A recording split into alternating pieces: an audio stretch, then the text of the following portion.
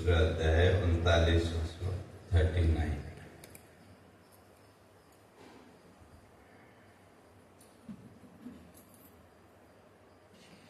ओम श्री परमात्मने नमः। ओम श्री परमात्मने नमः। श्री भगवान् उवाच। एषा ते विहिता सांख्ये। एषा ते विहिता सांख्ये। बुद्धियोगे त्विमां शृणु। बुद्धियोगे त्विमां शृणु। बुद्ध्या युक्तो यया पार्थ। बुद्ध्या युक्तो यया पार्थ। कर्मबन्धं प्रहास्यसि। कर्मबन्धं प्रहास्यसि। नेहाविक्रमनाशोऽस्ति। नेहाविक्रमनाशोऽस्ति। प्रत्यवायो न विद्यते। प्रत्यवायो न विद्यते। स्वल्पमप्यस्य धर्मस्य। त्रायते महतो भयात्। त्रायते महतो भयात्। व्यवसायात्मिका बुद्धिः। व्यवसायात्मिका बुद्धिः। एकेह कुरु नन्दन। एकेह कुरु नन्दन। बहुशाखायनन्ताश्च। बहुशाखाहनन्ताश्च। बुद्ध्यो व्यवसायिनाम्। बुद्ध्यो व्यवसायिनाम्। यामिमां पुष्पितां वाचम्। यामिमां पुष्पितां वाचं। प्रवदन्त्य विपश्चित। प्रवदन्त्य विपश्चित। वेदवादरता पार्थ। वेदवादरता पार्थ। नान्यदस्तीति वादिनः। नान्यदस्तीति वादिनः। कामात्मानः स्वर्गपरा। कामात्मानः स्वर्गपरा। जन्म कर्म फलप्रदाम्। जन्म कर्म फलप्रदाम्। क्रियाविशेषबहुलाम्। क्रियाविशेषबहुलाम्। भोगैश्वर्यगतिं प्रति। भोगैश्वर्यगतिं प्रति। विचार चल रहा था। सुख दुखे शमे कृत्वा लाभालाभौ जया जयो ततो युद्धाय युज्यस्व नैवं पापम अवाप्स्यसि। तो भगवान इस बात को स्पष्ट करके आए थे कि सबसे पहले सुख और दुख इन दोनों में समता का भाव, समत्व का भाव, अर्थात सुख और दुख दोनों को समान भाव से स्वीकार करना। और जब सुख और दुख दोनों को समान भाव से स्वीकार करने की सामर्थ्य हमारे जीवन में आ जाएगी तो क्या फिर लाभा लाभे जया जयो, हानि लाभ जय विजय जो भी है का फिर उधर ज्यादा हो रहेगा। लेकिन जो भी है फिर सहज भाव से स्वीकार्य है। तो चाहे हानि हो, लाभ हो, जय हो, पराजय हो, जो भी है तो सब में एक सहजता आ जाए। तो इसलिए कहते हैं तब जाकर के तो युद्धाय युज्यस्व। तब जो साधक उसको युद्धाय युज्यस्व अपना जो कर्तव्य कर्म है उसके लिए उसको तैयार होना चाहिए। क्योंकि अगर सुख दुख आदि का भाव रहा तो कर्म तो करना ही पड़ेगा। लेकिन फिर वहीं चित्त का विक्षेप हमेशा बना रहेगा। अगर सामान्यतया देखें तो हमको सुख की अपेक्षा और दुख से दूरी, सामान्य जीवन में अगर देखें तो हमें सुख की अपेक्षा है और दुख से और दूरी।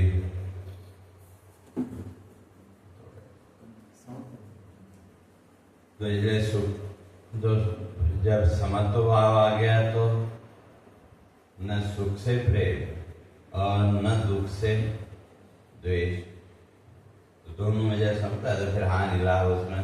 तो तब कहा कि भाई ततो युद्धाय युज्यस्व, उस स्थिति में अपने मन को लाके भगवान कहते हैं कि भाई अपना जो कर्तव्य कर्म है उसको करो, तो युद्ध करो। युद्ध कर, जो भी जीवन का संघर्ष है, केवल वो महाभारत का युद्ध नहीं, अगर देखें तो पूरा जीवन ही एक तरह का युद्ध है कि डेली है, रोज उतरना पड़ता तो के बाद। अब वो तो करना ही पड़ेगा, उससे तो बच नहीं सकते। तो इसलिए अगर जीवन में सुखी प्रसन्नता पूर्वक रहना है तो का सहज भाव से जो भी आए उसको स्वीकार करो, और उसका फल क्या होगा? नए एवं पापम अवाप्स्यते का, तुम्हारे तुमको फिर उसका पाप नहीं लगेगा। क्योंकि जितना भी पाप पुण्य आदि है तो अगर देखें तो हमारे मन का ही खेल है। ठीक है, सामान्य उसने पाप पुण्य आदि की व्यवस्था की, ठीक है, सही गलत तो हम कह सकते हैं, लेकिन पाप पुण्य का भाव तो तभी तक है जब तक मन में राग द्वेष है, और जब मन में राग द्वेष ही नहीं तो वहां न पाप और न पुण्य। तो अब अगर आप कहेंगे फिर ऐसे तो जो पशु हैं हमको तो कुछ नहीं है, क्यों उनके मन चित्त में भी एक तरह से कोई राग द्वेष कोई खास नहीं है तो सही, लेकिन खास नहीं, लेकिन वो उसकी चिंता भी नहीं करते, लेकिन वो तो तमोगुण के कारण है। इसलिए या सत्व गुण के द्वारा, ज्ञान के द्वारा स्वयं को उस स्थिति में ले जाना कि जहाँ अब वो सुख दुख या राग द्वेष आदि का कोई भाव रहे ही नहीं। और तब आगे भगवान कहते हैं ऐसा ते वेता साख्य बुद्धि योगे तो इमाम सुनो। कहते हैं अभी तक जो चर्चा करके आए, कहाँ से? अशौचान्न शौचस्तम प्रज्ञावादांश वास से 11वें श्लोक से लेकर के अभी तक जो भी बात थी वो कहते हैं ज्ञान की बात। सांख्यकार सम्यक ख्यान, सम्यक माना अच्छी तरह से, ख्यान का ज्ञान। तो अभी तक जो मैंने बात बताई भगवान कहते हैं वो सब ज्ञान की बातें, एकदम हायर लेवल की बात। और हमारे ऋषियों का या श्रुतियों का ये प्रक्रिया यही रही कि जो सबसे अच्छी बात है वो पहले बता, और संसार में उसका उल्टा है। संसार में कोई भी दुकानदार है, आप कुछ लेने गए, वो सबसे अच्छी चीज पहले आपको दिखाता है कि सबसे बेकार चीज जो है उसको पहले दिखाता है? पहले पुराना माल निकालना फिर नया माल। तो इसलिए संसार की जो रीति है, मैं कहना नहीं चाह रहा था, तो सच्चाई को तो स्वीकारना पड़ेगा। यही तो सब करे, सच्चाई तो स्वीकारना तो संसार की रीति वही है, क्योंकि जो अच्छी चीज है वो तो आज नहीं तो कल निकलेगी। तो लेकिन जो हमारी श्रुतियों का, शास्त्रों का जो मैसेज है वो एकदम कि जो सबसे टॉप की बात है वो पहले। अगर आप उसके अधिकारी हैं तो फिर ज्यादा कुछ कहने की जरूरत ही नहीं। जैसे लोग व्यवहार में हम कहते हैं ना भाई इशारों में समझ, तो थोड़ा सा संकेत किया तो समझदार व्यक्ति है तो उतने में समझ गया। जो बोला वो समझ गए तो पूरा ही समझ गया, जो ये पूरा समझ गए। तो इसलिए भगवान कहते हैं कि अभी तक जो मैंने तुमको बात कही तो वो तो क्या थी? वो ज्ञान की बात, एकदम हायर लेवल की बात। अब मुझे लगता है कि अभी तुम्हारी समझ में नहीं आया, तो इसलिए अब बुद्धि योग है तो इमाम सुनो। कहते हैं अब बुद्धिवाद, अब जो तर्क की बातें हैं, बुद्धिवाद में ना लॉजिक, और जिसकी बुद्धि जितनी तीव्र वो उतनी जल्दी लॉजिक ढूंढ लेता है, और जिसकी बुद्धि तीव्र नहीं है तो लॉजिक वो भी ढूंढेगा लेकिन उसको थोड़ा सा समय लगेगा, या जो भी बात है उसको समझने में उसको समय लगेगा। तो इसलिए कहते हैं, इसलिए बुद्धि हो गया तो ईमान से कहते हैं अब तर्क की बात सुनो। अभी तक जो भी बात थी वो सब सैद्धांतिक सिद्धांत की बात, ये जो सिद्धांत है, और अगर वो सिद्धांत समझ में आ गया तो फिर उसको समझाने के लिए अलग अलग तर्क देने की जरूरत ही नहीं। लेकिन वो नहीं समझे तो इसलिए अब बात वही कहनी है, लेकिन एक लॉजिक के साथ। तो इसलिए कहते हैं बुद्धिया युक्तो यया पार्थ कर्म बंधम प्रहास्यसि।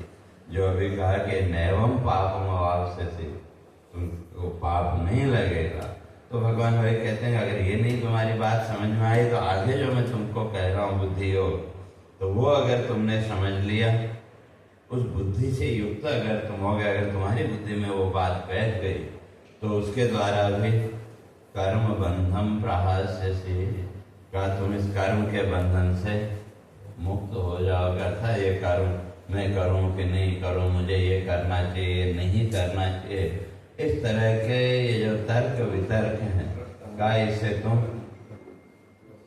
मुक्त हो जाओगे, इससे तुम ऊपर उठ जाओगे। तो अब वो जो है तो क्यों ये तर्क क्यों दे रहे, क्योंकि भाई बात तो इतनी ही कहनी है, तो फिर आगे उसको और तर्क देने की जरूरत क्यों।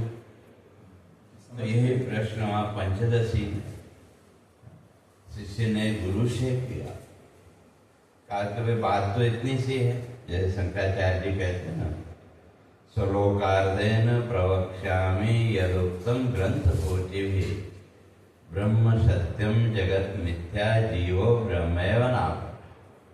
तो शंकराचार्य जी कहते हैं कि वे जो करोड़ों ग्रंथों ने जिस बात को कहा है, क्या मैं आधे श्लोक में कह देता हूँ।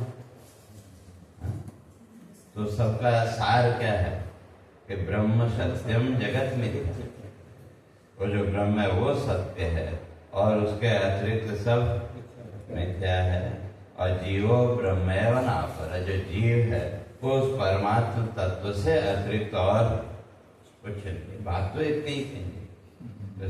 चेला कहते हैं कि भाई इतनी बात आपने कही, मैंने सुन ली, समझ में आ गई, तो अब ये शास्त्रों को किस लिए पढ़ना है। भाई जब बात इतनी सी है तो भाई आपने कहा मैंने सुन लिया समझ लिया, तो फिर ये शास्त्रों को आगे क्यों पढ़ना है। तो आजकल कई लोग यही मानते हैं कि भाई हमने सुन लिया, बस बात समझ में आ गई, बस हम तो ज्ञानी हो गए। शरीर नहीं, हम आत्मा है, आत्मा है, सुन लिया आत्मा है, उतना ही तो समझना। तो वही प्रश्न किया, और क्या है भाई आप कहते हो कि पढ़ो पढ़ो विचार करो, आप कब तक करना है, कि कोई लिमिट तो होनी चाहिए, और कितने ग्रंथों को पढ़ना है, क्या पढ़ना है, कब तक पढ़ना है। तो इसलिए वहां का खाली पढ़ने से काम नहीं, पढ़ने से तो आपको खाली शब्द ज्ञान हो सकता है, लेकिन जब तक उस पर मंथन नहीं होगा तब तक दृढ़ नहीं होगा। और कब तक विचार करना है, तो कहा आतत्वावबोधनात्, जब तक आपको तत्व का बोध नहीं हो जाता का तब तक उसका निरंतर विचार करो, निरंतर चिंतन करो। तो यहाँ भी अगर कोई प्रश्न करे कि भाई जो कहना था वो तो कह दिया, तो फिर बाकी के इतनी लंबी गीता कहने की जरूरत क्या थी। तो वही कि भाई हर एक व्यक्ति का जो अधिकारित्व है वो अलग अलग, भाई जो मास्टर्स में है उसको वहीं की बात बतानी पड़ेगी, और जो बीच में उसको जो प्राइमरी में है उसको उसके लेवल। तो इसी तरह से यहाँ भी जो है तो शास्त्र ज्ञान का भी अधिकारी अलग अलग। सत्संग में एलकेजी से लेकर पोस्ट ग्रेजुएट तक बैठे हैं संगत वाले, एलकेजी वाले भी बैठे हैं। नहीं आज तो एलकेजी वाले नहीं है, केजी वाले मैं प्री-केजी। एक ही क्लास में और किसी का। एक ही क्लास में वो भी बैठे हैं, ये भी बैठे हैं। इसलिए मैं तो LKG नहीं, मैं तो कम से कम मैट्रिक या +2 हाँ, सही है। आप तो बिल्कुल अल्टीमेट है। अल्टीमेट दुनिया में कोई नहीं है। नहीं, आपका तो जन्म तो बिल्कुल आखिरी सांस तक सब इंसान सीखते हैं, कुछ न कुछ ज्ञान पाते हैं। तो इसलिए कहते हैं कि भाई अब उसके लिए जो तर्क जो दे रहे हैं तो वो कहते हैं नेहादि क्रमनाशोस्ति प्रत्यवायो न विद्यते स्वल्पम अप्यस्य धर्मस्य त्रायते महतो भयात्। तो जो पहले भगवान कह के आए थे कि जो तुम ये मानो के तुम कह रहे हो कि मैं युद्ध नहीं करूंगा तो क्या लोग तुम्हारे मन की स्थिति को समझेंगे नहीं। और उससे पहले भी आत्मा के बारे में स्पष्ट करके आए थे कि नैनम छिन्दन्ति शस्त्राणि नैनम दहति पावक इत्यादि। या तुमने जो ये माना कि भाई ये सब लोग युद्ध होगा तो ये सब मारे जाएंगे, क्या इस तरह की तुम्हारी जो धारणा है भगवान कहते हैं वो गलत है। क्यों? वो जो तत्व है तो उसका न यह अभिक्रम नाशोस्ति, कहते हैं वो न कभी उसका अभिक्रम न आरंभ, न उसका कभी आरंभ हुआ और न कभी उसका नाश होगा। अर्थात जो वस्तु उत्पन्न हुई उसका तो नाश संभव है, लेकिन जहां तक अगर आत्म तत्व की बात करें तो आत्मा तो हमारे वो कभी उत्पन्न नहीं हुआ। क्यों? अगर उसकी उत्पत्ति या प्राकट्य मानेंगे तो फिर किससे प्रकट हुआ? तो इसलिए वो तो इटर्नल, उसको इसलिए मानना। क्यों? और उसी तरह से दूसरी तरफ जो संसार है कहते ये भी उत्पन्न नहीं हुआ। वेदांत की दृष्टि से अगर देखें तो वेदांत की दृष्टि में ये जो भी संसार में जो भी जन्म मृत्यु आदि हम मान रहे हैं का ये हमारे मन के भ्रम के अतिरिक्त और कुछ नहीं है, कुछ उत्पन्न हुआ ही नहीं। जैसे पहले भी उदाहरण दिया था वही स्वप्न, स्वप्न के जो पदार्थ हैं वो उत्पन्न हुए क्या? वो केवल थोड़ी देर के लिए प्रकट हुए, हम ऐसा कह सकते। स्वप्न में जो कुछ भी हमने देखा वो सारे दृश्य थोड़ी देर के लिए प्रकट हुए, उत्पन्न नहीं। तो अगर उत्पन्न होते तो भाई जहां बैठ के आप स्वप्न देख रहे हैं तो वो जगह सुबह तक रहती क्या? या वो जिन दृश्यों को हमने स्वप्न में देखा वो दृश्य वहां समा सकते हैं क्या? वो कभी संभव नहीं है। तो क्या इसी तरह से ये सारा जगत भी क्या है? प्राकट, थोड़ी देर के लिए प्रकट हुआ। और इस संसार में कोई नई वस्तु हो ही नहीं। आजकल लोग कहते हैं इन्वेंशन, खोज, तो हमारे संस्कृत साहित्य में और इन्वेंशन के लिए कोई शब्द ही नहीं, क्योंकि हमारे ऋषि ये मानते हैं कि वे कुछ भी नया आप खोज ही नहीं सकते। इसलिए रिसर्च जो है उसको प्रकट करना। और सब है कहाँ का? यदस्मिन् पिंडे तद ब्रह्मांड। इस ब्रह्मांड में जो कुछ भी आप देख रहे हैं, जो कुछ भी मान रहे हैं, वो सब आपके इस शरीर के अंदर ही है। जो आपके इस शरीर में नहीं है वो इस ब्रह्मांड में भी नहीं हो सकता। तो इसलिए कोई भी नई वस्तु आप न बना सकते न खोज सकते, क्यों जो है उसी को आप रिसर्च सामने ला सकते हैं। तो उसी को रिसर्च या हमारे यहाँ आविर्भाव, तो आविर्भाव का आवि जो ऑलरेडी एग्जिस्ट है, तो उसको लाइट के सामने ला, एनलाइटन कर। एग्जिस्ट है लेकिन वो अभी छुपा हुआ है, अंधेरे में है, वो उसको सामने लाना। प्रोजेक्ट करना। तो इस तरह से नया कुछ भी और न कुछ उत्पन्न हो सकता है नया। जैसे मैंने पहले एक दिन कहा था, भाई आप घर में भोजन बनाते हैं, दाल आदि जो भी है, भाई कभी आपकी मिक्स दाल बनाने की इच्छा हुई तो आपने 2-3 दालें उसमें डाल दी।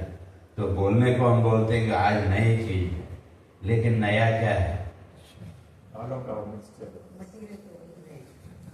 मटेरियल तो वही है, केवल कॉम्बिनेशन नहीं, कॉम्बिनेशन आप चेंज करते जाओ, हर बार एक नया रूप प्रकट होगा, है कि नहीं? तो नया तो कुछ है नहीं, केवल व्यवहार में हम उसको नया कह सकते हैं, लेकिन विचार की दृष्टि से अगर देखें तो सब वही गोलमाल ही। नया कुछ भी नहीं। तो इसीलिए वहां भगवान यहाँ कहते हैं न यह अधिक्रम नाश। इसलिए यहाँ दोनों को लेकर का जो आत्म तत्व है, जो तत्व है का, उसका न आरंभ है और न अंत है, इसलिए उसको अनादि अनंत कहा। उसका न आरंभ और न अंत, क्योंकि जहां भी खोजने जाएंगे, जहां भी आप जाएंगे वहां वो पहले से मिलेगा। जैसे आकाश, इस पूरे ब्रह्मांड में, इस पूरे कॉस्मोस में आप कहीं भी जाएं, आपको आकाश पहले से मिलेगा कि नहीं? तो उसका अंत आज तक कोई खोज पाएगा? साइंटिस्ट लगे हैं, लेकिन संभव ही नहीं। तो कहां से वो आकाश आरंभ हुआ और कहां उसका अंत होगा, कोई नहीं हो सकता। तो इसी तरह से जो आत्म सत्ता है, जो तत्व है, कहते हैं उसका भी आदि आरंभ आप खोज नहीं सकते। और अगर उसका आरंभ मानेंगे तो फिर उसके पीछे क्या है? नहीं, अगर आप उसका आरंभ मानेंगे तो फिर वो कहां से आरंभ हुआ? नहीं, उसके पीछे फिर उसका बेस क्या है? तो उसको भी कहो, फिर उसका बेस क्या है? तो उसका कोई अंत है ही नहीं।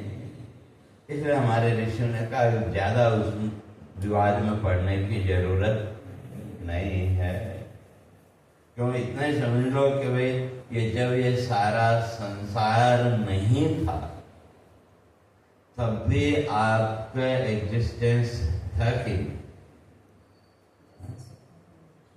नहीं? जागृत में ही भाई, जागृत में हम आए तो हमारा ये संसार शुरू हुआ, मैं मेरा का जितना भी है। लेकिन जब ये संसार नहीं था तब भी आप थे कि? और जब सोने के लिए गए तो उस समय भी ये संसार गायब हो गया, लेकिन आप तो तब भी थे कि? तो फिर आपकी उत्पत्ति और नाश संभव है क्या? तो न आरंभ और न अंत, इसलिए का अनादि अनंत। और उसी तरह से ये जो संसार है, इसका भी आरंभ कहां से हुआ? आपका जो आज का संसार है उसके आरंभ होने का कोई नियम है क्या? जब आप अपने रूम से बाहर निकले, क्यों एक तरह से जब तक आप अपने कमरे में हैं किसी प्रकार का कोई संसार एक तरह से नहीं है, लेकिन फिर भी वहां मन की वृत्ति थोड़ा बहुत जो भी है लेकिन फिर भी अगर देखें तो संसार भाव, अब जैसे आप रूम से बाहर निकले तो जो दृश्य आपके सामने आया वहां से आपका संसार स्टार्ट हो गया। लेकिन उसके लिए कोई नियम है कि उसी से शुरू हो रोज? ना, वो दृश्य तो अपनी जगह थे नहीं, लेकिन जो हमारा जो संसार जो शुरू हुआ, भाई एक दिन पोता सामने आया पहले तो वहां से आपका संसार शुरू हो गया। दूसरे दिन बेटा बेटी कोई सामने आया और वहां से जो दृश्य सामने आया उस दृश्य की कल्पनाओं के अनुसार हमारा संसार चालू हो गया। लेकिन ये संसार शुरू कहां से हुआ, कोई बता कह सकता है क्या? निश्चित रूप से कोई भी नहीं कह सकता, है नहीं? तो अब ये, और दूसरा आज का हमारा जो संसार है उसका कारण हमारे बीते कल के संस्कार। तो वो जो बीते कल के हमारे संस्कार थे, उन संस्कारों ने ही हमको आज का ज्ञान कराया थे। तो अब ये जितना भी संसार जिसको हम मानते हैं, ये आपकी चित्त की एक वृत्ति के अतिरिक्त और क्या है? जिस संसार को हम सच्चा मान करके सुखी दुखी हो रहे हैं, वो हमारी मन की एक वृत्ति के अतिरिक्त और क्या है? हमारे मन की वृत्ति बदली तो हमारा संसार भी बदल गया। और इस तरह से देखें तो कितने सुबह से लेकर के शाम तक हमने कितने संसार देखे, और हर संसार में आप हैं कि नहीं? तो फिर कितनी बार जन्म और मृत्यु हुई?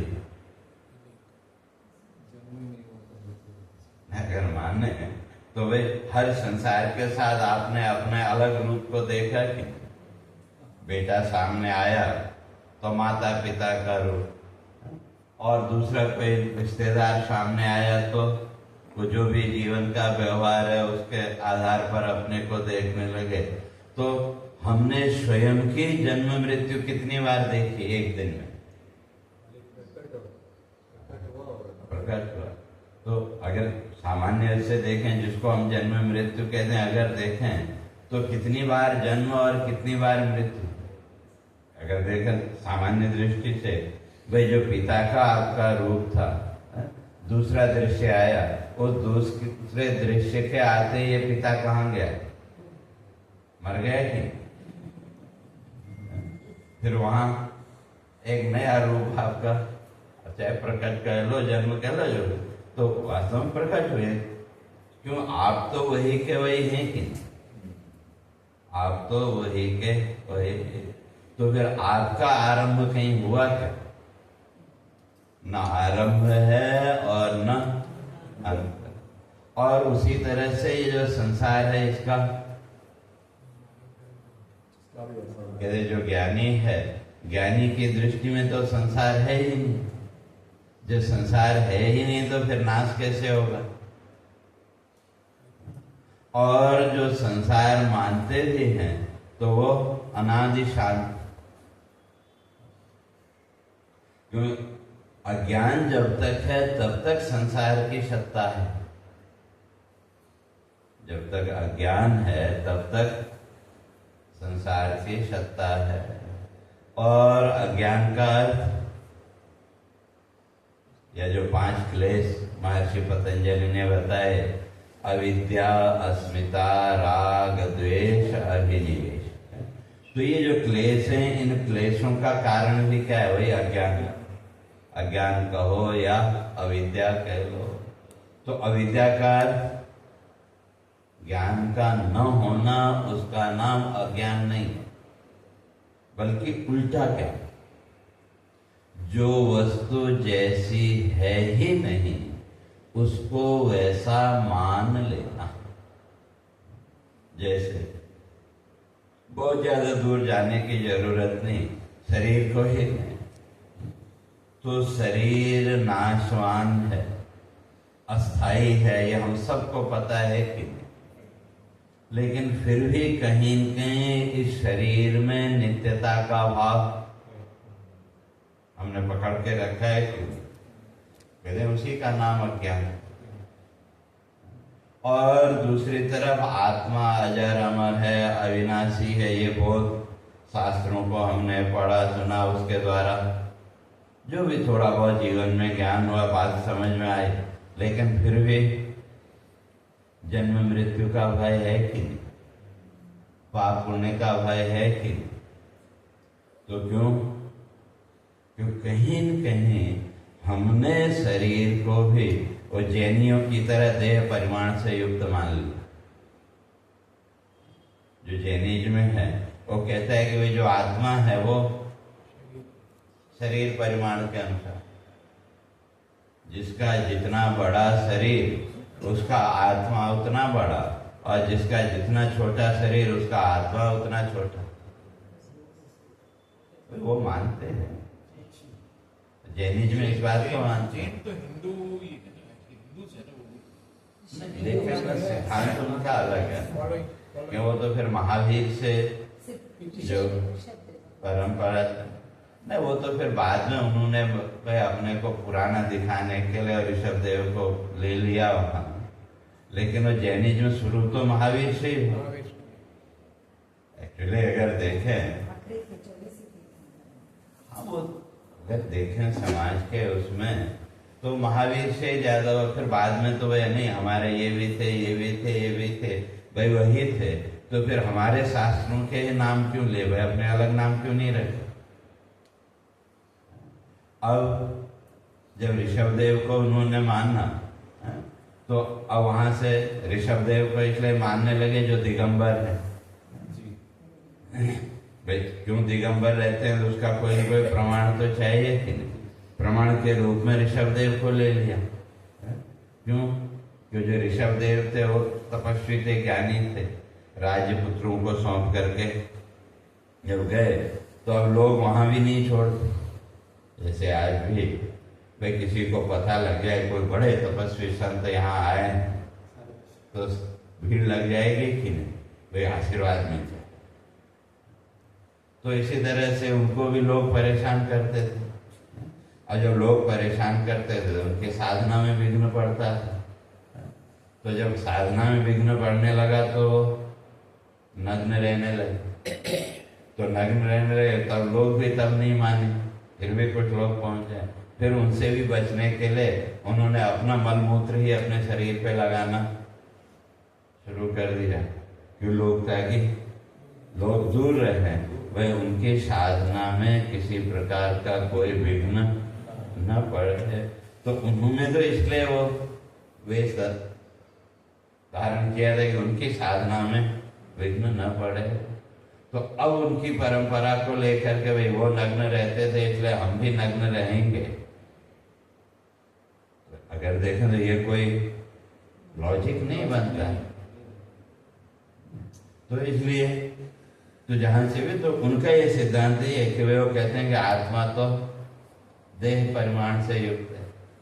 इसलिए उन्होंने 3 लक्षण किए आत्मा के: उत्पाद, व्यय, ध्रुव। आत्मा उत्पन्न होता है, उसमें व्यय भी होता है, व्यय माने खर्च होना, और ध्रुव माने वो निश्चित। अब उसको प्रामाणिक करने के लिए फिर उनका एक सप्तभंगी नए स्यादवाद, जैनिज्म में जो सबसे दृढ़ प्रमाण जिसको माना वो है स्यादवाद। तो इसलिए वहां वो 7 तर्क देते हैं, कहा शायद है, शायद नहीं है, शायद व्यक्त है, शायद नहीं है। तो इस तरह से वो 7 लॉजिक को देते हैं अपने पक्ष के उसमें। तो वो कहते हैं कि वे आत्मा के 3 विशेषता: उत्पाद, व्यय और ध्रुव। उत्पाद माने उत्पन्न होने वाला, व्यय माने खर्च होने वाला, और ध्रुव माने निश्चित। तो इसलिए कहा देह परिमाण एवं, जो आत्मा है वो शरीर परिमाण से युक्त है। तो अब वहां फिर प्रश्न उठा, भाई हाथी है तो हाथी का आत्मा उतना बड़ा, और जो चींटी है उसका आत्मा और छोटा। तो अगर हाथी की मृत्यु हुई और उसका अगला जन्म चींटी के रूप में हुआ, तो तब वो कहते हैं कि बाकी आत्मा के जो अवयव हैं वो छूट गए। तो उसमें और चींटी का जन्म हाथी के रूप में अगर हुआ तो का वो दूसरे अवयव जुड़ जाएंगे, ऐसा उनका मानना है। लेकिन तर्क की दृष्टि से कि अगर ऐसा मानोगे तो क्या फिर संसार की पाप पुण्य की व्यवस्था ही नहीं बने। वे पुण्य किया किसी ने और फल मिलेगा किसी और को, पाप किया किसी ने उसका फल किसी और को मिलेगा। तो अपने वैदिक सिद्धांत की दृष्टि से वो तर्क है नहीं, लेकिन वो लोग मानते हैं। मगर वो समझ में ही नहीं आता। इतना अलग है जैनों का मतलब अगला जन्म नहीं मानते, वो अगला जन्म नहीं मानते। नहीं मानते हैं, क्यों नहीं मानते, सब मानते हैं, अगला जन्म भी मानते हैं। लेकिन फिर हमारा जो सिद्धांत है, जो वैदिक सिद्धांत है, ये एक सामान्य तर्क की दृष्टि से भाई वो संभव नहीं, भाई फिर तो ये सारी अव्यवस्था हो जाएगी। भाई किया कर्म किसी ने किया और फल किसी और को और मिलेगा। तो इस तरह का तो हमारे यहाँ वो है नहीं। तो इसलिए कहते हैं वो जो आत्म तत्व है उसकी तो उत्पत्ति और नाश समझ नहीं। और बुद्धिज्म में अगर देखें तो उन्होंने शून्य में आत्मा कह दिया अंत में जाकर। और बौद्धों के यहाँ भी 4 सिद्धांत और चारों में एक रूपता नहीं, चारों अपना अलग अलग बताते हैं। तो इसलिए तो वहाँ वो जो तो प्रवाह नित्यता मानते हैं कि वो जो पुनर्जन्म आदि है तो उसके लिए प्रवाह नित्यता का, आत्मा में वो प्रवाह नित्यता है। और अंत में जाके कहते हैं सर्वम शून्य, कि कुछ नहीं है, सब शून्य है। तो तब वहां एक प्रश्न उठता है का वे जो कह रहा है कि सर्वम शून्यम वो है कि नहीं। जो ये कह रहा है सर्वम शून्यम वो है कि नहीं, कहने वाला तो है। तो फिर कैसे आत्मा को शून्य कह सकते हो। शून्य को जो कह रहा है कि सर्वम शून्यम, उसका तो एग्जिस्टेंस है कि नहीं। तो अब जहां तक जन्म आदि है उसमें तो वो प्रवाह नित्यता मानते हैं। का जैसे आप गए प्रयाग में संगम में स्नान करने, आपने डुबकी लगाई, लेकिन जब तक आप बाहर निकले वो पानी तो 100 फीट दूर पहुंच चुका है। तो फिर आप कैसे कहते हुए आपने गंगा में स्नान किया है, उसमें स्नान किया। भाई जिस पानी में आपने डुबकी लगाई, तो जिस पानी में आपने डुबकी लगाई और जब तक आप डुबकी लगाते उतनी देर में तो वो पानी 150 फीट आगे निकल गया और पीछे से दूसरा। तो लेकिन अब जिस जल में आपने डुबकी लगाई वो तो रहा नहीं, लेकिन फिर भी आप मानते ना भी गंगा जी में स्नान किया। तो क्यों, तो कब वो प्रवाह नित्यता, वो जो जल का प्रवाह है उसमें जो भी वो कण है तो क्या वो नित्य उसका प्रवाह हो रहा है। तो इसी तरह से पुनर्जन्म आदि जो है का वो वहाँ प्रवाह नित्यता के द्वारा अगले जन्म में वो कर्म फल आदि वो मिलते हैं, ऐसा वो मानते हैं। तो इसलिए यहाँ वो कह रहे हैं इसलिए जो तो नेहावे क्रम नाश, तो जो आत्मा है उसका न आरंभ है और न अंत, क्योंकि जो उस आरंभ और अंत को देखेगा उसका एग्जिस्टेंस तो है कि नहीं, उसकी तो सत्ता है। तो फिर उसका आदि अंत कैसे ढूंढो, वो संभव ही नहीं है। और दूसरी तरफ जो संसार है का संसार का भी आप वो नहीं कह सकते वे यहीं से आरंभ हुआ। क्यों, अगर सृष्टि क्रम की बात करें तो उसमें हर पुराण का अपना अपना वर्णन है, अपना अपनी दृष्टि। वेदांत में कह दिया कि आत्मना आकाश, आकाशाद वायु, वो क्रम वे आत्मा से आकाश प्रकट हुआ, आकाश से फिर वायु, वायु से फिर तेज, फिर जल, जल से फिर ये सब पृथ्वी, पृथ्वी से फिर जो है तो औषधियाँ, औषधि पे और अन्नात् प्रजा, तो ये क्रम वहाँ होता है।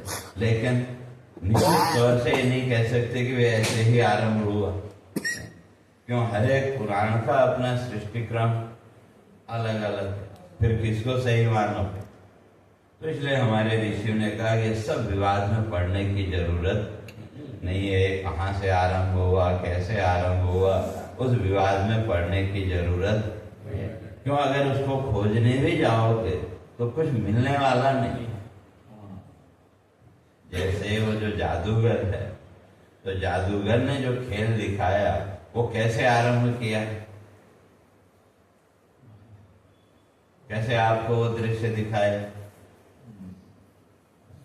तो वो एक तरह का हिप्नोटिज्म है। तो उसी तरह से कहते हैं ये सारा जो संसार है, तो ये संसार भी न अभिक्रम, कहते हैं ये अभी शुरू हुआ, ऐसा भी नहीं। ये कब शुरू हुआ वो नहीं कहते, और ये नष्ट हो जाएगा। जो अर्जुन ये मान रहा है कि भाई मैं युद्ध करूंगा तो ये सब मारे जाएंगे, का वो भी संभव है नहीं, क्योंकि जब जन्म ही नहीं तो फिर मृत्यु किसकी। जब जन्म ही नहीं तो फिर मृत्यु किसकी। और अगर देखें तो जो मृत्यु है, भाई मृत्यु है तो फिर जन्म होगा, लेकिन ज्ञानी की दृष्टि में जन्म मृत्यु कुछ है ही नहीं। जन्म मृत्यु तो अज्ञानी के लिए, ज्ञानी की दृष्टि में तो केवल एक परिवर्तन मात्र। जैसे मैंने पहले भी एक दिन कहा था, मोबाइल है, मोबाइल पुराना हो गया तो आपने उसमें से सिम कार्ड को निकाला और नए मोबाइल में डाल दिया, तो कभी हमने कहा कि मोबाइल मर गया, या नए उसमें डाला कि नया मोबाइल ने जन्म ले लिया, ऐसा तो कभी नहीं। तो फिर जन्म मृत्यु क्या है? जन्म मृत्यु बस वही, वो जो सिम कार्ड है उसका पहले मोबाइल में से निकलना, उसका नाम मृत्यु, और नए मोबाइल में उस सिम कार्ड का पहुंच जाना, उसका नाम जन्म। भाई इतना ही।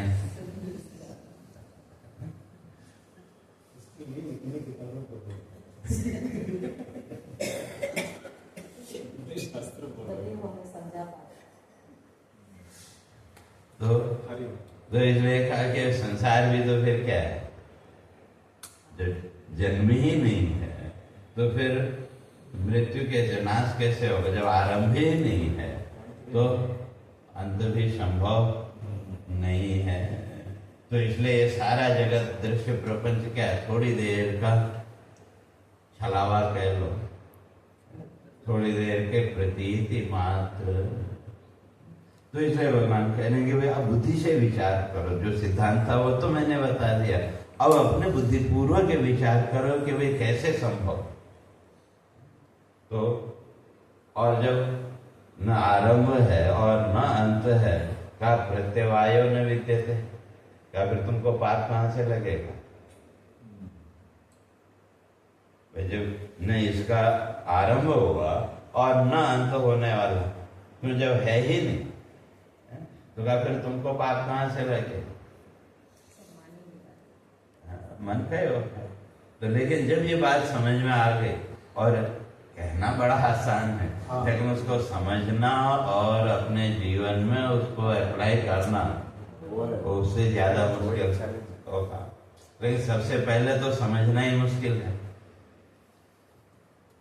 क्योंकि हमारी बुद्धि है, हमारा वो इन बातों को स्वीकार करने को तैयार ही नहीं।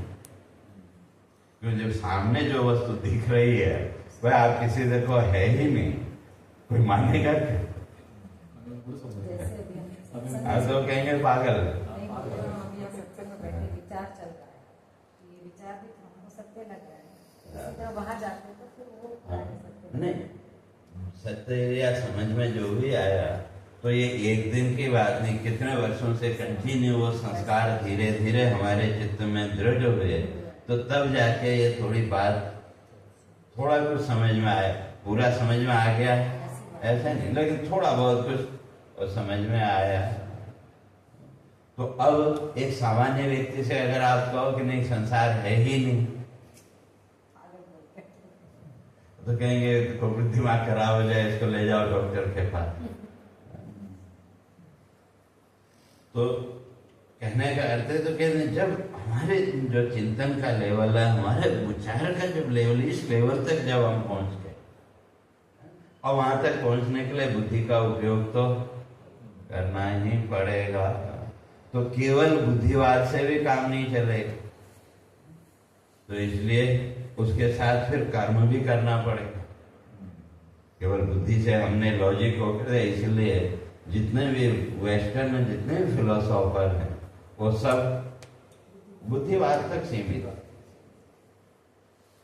उन्होंने लॉजिक बड़े अच्छे अच्छे रखे, ऐसा होगा, ये होगा, ऐसा ये वो, लेकिन जब तक उसको हम अपने जीवन में नहीं उतारेंगे, या जो भी शास्त्रों से हमने पढ़ा सुना, या जो कुछ भी हम उसके बारे में बोलते हैं, ये सब बुद्धिवाद, ये ज्ञान नहीं। ज्ञान तो तब होगा जब हम उसको अपने जीवन में उतारेंगे। या यहाँ जो भी अपने तर्क जो भी दे रहे हैं, ये भी बुद्धिवाद है। जो भी हमने इधर उधर से पढ़ा या जो भी स्मृति में है, जरूरी नहीं कि जितना पढ़ा वो सारा स्मृति में रहे। और कोविड के बाद तो और ज्यादा, क्योंकि चलते चलते भूल जाते हैं।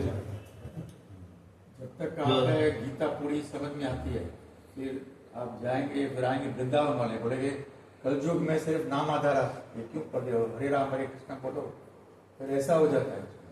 नहीं, आप अपने को कहाँ स्थिर रखते हैं वो आपके ऊपर। जो भी जो कुछ कहता है, जो भक्ति मार्ग है वो गलत है ऐसा नहीं, लेकिन आप अपने आप को टटोलो कि आप कहाँ खड़ा रहना चाहते। क्यों, जो वेदांत की प्रक्रिया है वो किसी का निषेध नहीं करती। गीता में भगवान ने कहीं ये नहीं कहा कि तुम ये मत करो या ये मत करो, नहीं को जैसा, लेकिन अपने आप को एक जगह पहले स्थिर करो। और अगर अपने आप को स्थिर नहीं कर पाओगे तो जीवन में भटकाव के अलावा और कुछ नहीं रहेगा। अब जो भी वृंदावनिया हुआ है भाई, वो उस लेवल की बात। अगर देखो भाई, एक जो प्रोफेसर है छोटे बच्चों के लिए जो पुस्तक बनाता है, उसकी एजुकेशन कम है क्या? वो भी तो हाईली एजुकेटेड लोग हैं कि नहीं?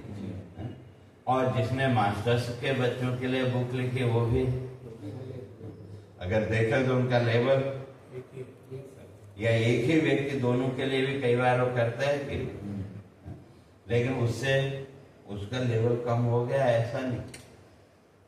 लेकिन अब जो जिस लेवल का है वो उस लेवल की बात उसकी समझ में आएगी। या दूसरी अगर कहें कि भाई जो हम जिस लेवल पे होंगे हम उसी लेवल की बात करेंगे।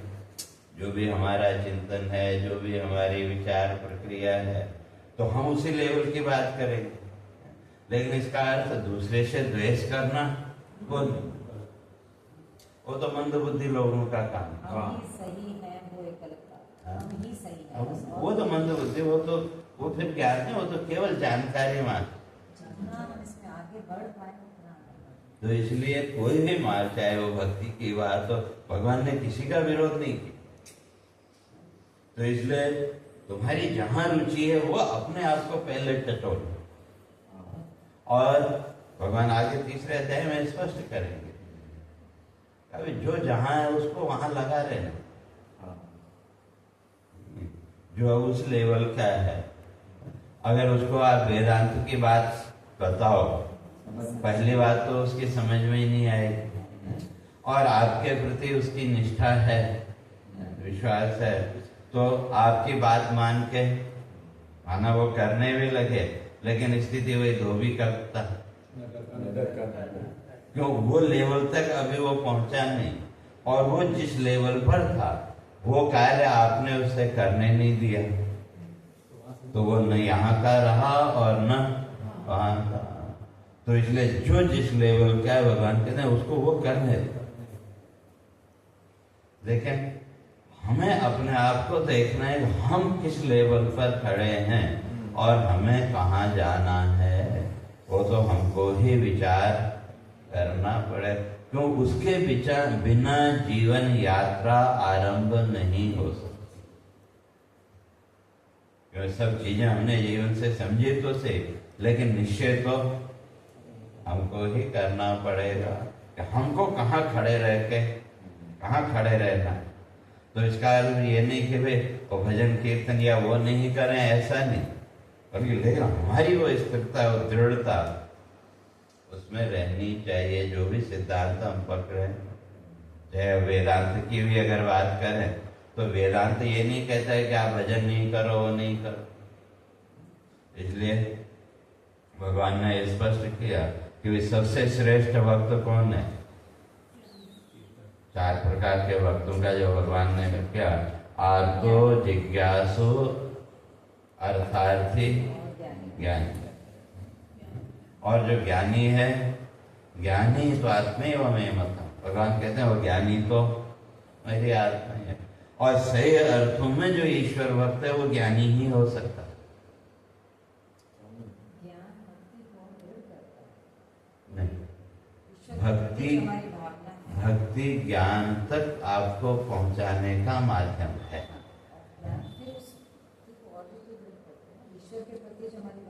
हमने जो ज्ञानी की जो भक्ति है वो तो फिर निरपेक्ष भक्ति, उसको वहाँ ईश्वर से कोई अपेक्षा ही नहीं है, वो अपना कर्तव्य करता है। हमारी जो भक्ति है उसमें ये 3 है, आर्त, जिज्ञासु, अर्थार्थी। सामान्य व्यक्ति की जो भक्ति है 3 वेदों में भक्ति है, लेकिन जो ज्ञानी की भक्ति है उसको उस ईश्वर से कोई अपेक्षा है नहीं। और अगर वो अपेक्षा रखता है तो ईश्वर को पूरा करना पड़ता है। उसका एक उदाहरण पिछली बार भी मैंने दिया था। अपने एक आचार्य वे उदयनाचार्य, जो नव्य न्याय है, लॉजिक जो है उसके आचार्य, शास्त्रार्थ कहते हैं कि वो एक बार दर्शन करने के लिए पुरी पहुंचे, और पहले एक नियम था, धूलि दर्शन था। आजकल भी पुराने लोग उसको मानते हैं कि जहाँ भी तीर्थ आदि में आप गए, आप जिस हालत में हैं उसी स्थिति में पहला दर्शन करना, तो उसको कहते थे धूलि दर्शन। फिर बाद में आप स्नान वगैरह करके वो करके फिर बाद में आप गए वो अलग। तो अब वो जो उदयनाचार्य थे वो भी पहुंचे पूरी, लेकिन जब वो पहुंचे तो भोग का समय हो गया। भोग का समय हो गया तो जो ब्राह्मण थे उन्होंने पट बंद कर दिए। तो इन्होंने बहुत आग्रह किया, उन्होंने कहा भाई अभी तो पत्नी को लेंगे। इनको लगा मैं इतनी दूर से आया और भगवान मुझे दर्शन नहीं दे रहे। तो कहते हैं कि मंदिर के पीछे की तरफ जाके बैठे, और वहां बैठकर उन्होंने एक श्लोक लिखा, ऐश्वर्य मदमत्तोऽस्मि। कहा तुम अपने ऐश्वर्य में डूब रहे हो। जिस समय ये बौद्ध जो है तो तुम्हारा निषेध कर रहे थे, तुम्हारा खंडन कर रहे थे, क्या तुम्हारी प्रतिष्ठा बचाने वाला मैं ही था, और आज जो है तो तुम मुझे दर्शन देने से इनकार कर रहे हो। कहते जैसे ये श्लोक लिखा, भगवान जो है तो जो भोग का थाल था वो लेके वहां आ गए। तो आ गए तो अब जो भी शिकायत थी दूर हो गई। अब भूख तो लगी थी तो ये खाने लगे। और उधर जब भोग का समय हो गया, जब पुजारी ने मंदिर के पट खोले तो देखा वहां थाल तो है ही। अब अल्लाह हो गया, थाल गया तो गया कहाँ। फिर ढूंढा तो देखा पीछे मंदिर के पीछे की तरह उधरे आचार्य जी आराम से भोजन कर रहे हैं। तो तब वो पंडितों को एहसास हुआ कि कोई विशेष व्यक्ति है, तो तब फिर उनको ससम्मान हो गया। तो कहने का अर्थ है कि जो ज्ञानी है उसको तो ईश्वर से कोई अपेक्षा है ही नहीं। समर्थ में आ जाता, समर्थ में आ जाता। ना वो अपेक्षा ही नहीं है। भाई किस लिए अपेक्षा रखें? तो हमारा जो कर्म फल है वो हमको मिलना है, वो कर्म अपना फल देगा, तो फिर उसके लिए ईश्वर को क्यों परेशान करना? हमारा जो कर्म फल है वो हमको भोगना ही है, उसमें तो ईश्वर कुछ कर नहीं सकता, तो फिर उसके लिए हम ईश्वर को परेशान क्यों करें? और अभी जो कर्म करेंगे उसका फल आगे वो, तो फिर उसमें ईश्वर का रोल कहाँ है? तो ठीक है, उसके प्रति जो हमारा कर्तव्य है, जो भी स्मरण करना है, जो कुछ भी पूजा, भाई वो हम करेंगे, लेकिन वहां ईश्वर से कोई अपेक्षा है ही नहीं। और जब ईश्वर से कोई अपेक्षा है ही नहीं, तो सही अर्थों में तो सच्ची भक्ति वही है। और ऐसा भक्त, कुछ नहीं चाहिए, ईश्वर से कुछ नहीं चाहिए, पूजा करो, भक्ति करो, कुछ नहीं। और अगर ऐसा भक्त कभी डिमांड करे तो ईश्वर उसको पूरा करे। तो ईश्वर कहते हैं जब उस लेवल पर हम, बौद्धिक लेवल पर जब हम पहुंच गए और उसके साथ फिर उसको अपने जीवन में उतारना, जब उस स्थिति में हम पहुंच गए तो कहते हुए प्रत्यवायो न विद्यते, क्या तुम्हारे जीवन से ये पाप का जो भय था वो निकल जाएगा। और स्वल्पम अप्यस्य धर्म से त्रायते महतो गया, और ये आत्मधर्म का थोड़ा सा भी पालन, थोड़ा सा भी चिंतन का तुमको संसार के बड़े से बड़े भय से मुक्त कर देगा। तो कैसे तो उसकी चर्चा, सबसे ज्ञान ही अल्टीमेट है, अल्टीमेट ज्ञान है।